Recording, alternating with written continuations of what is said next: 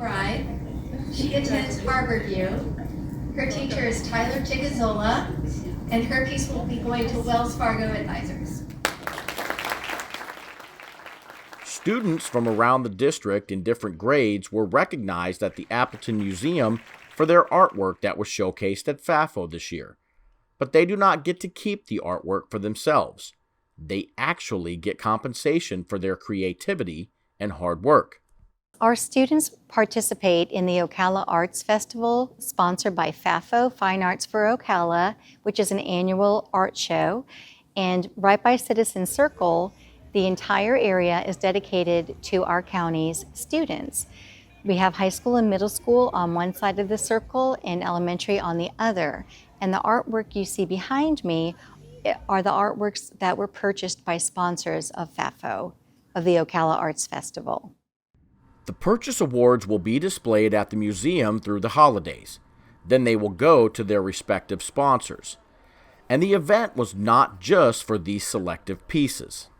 This evening, we're not only recognizing Purchase Award winners, we're also recognizing high school first through fifth place, middle school first through fifth place, and elementary first through fifth place. They keep their art and they have a beautiful ribbon for winning a place at the Ocala Arts Festival. The thought process that goes into a piece of art is different for every artist.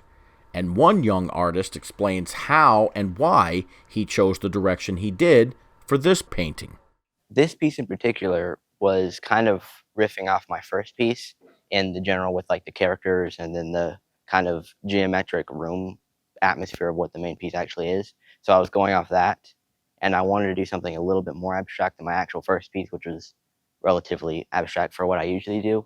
So I thought of just like tilting it to the side because I thought it would look cool. So I did that, and I wanted to keep it relatively monochromatic for most of the visuals to kind of convey like a more of a monotone, sadder kind of put together tone, if that makes any sense. Both of my pieces kind of convey like going through life and its challenges, and that's what the different staircases represent to me, at least. And when I was painting it, coming up with the idea is that there's many paths you can take, but there's one clear one that people want you to take, which is why there's always a focal point in the painting, kind of like a clear entryway or a door. But there's many different openings and pathways and staircases you can take. And it's a little bit more apparent in my first piece. This is a bit more experimental, which is, I was a little surprised that it won, honestly. But that's kind of the general gist of it. And I want people to be able to see themselves in any of the characters they see. That's why they're black and they're not kind of blending in. I wanted them to pop so people could really tell. I'm very proud of all of our students who participated, and I'm also very grateful to our teachers because they spend so much time outside of school hours preparing the artwork. They come to FAFO to hang the work after school hours, and they break down on a Sunday, also not on school hours.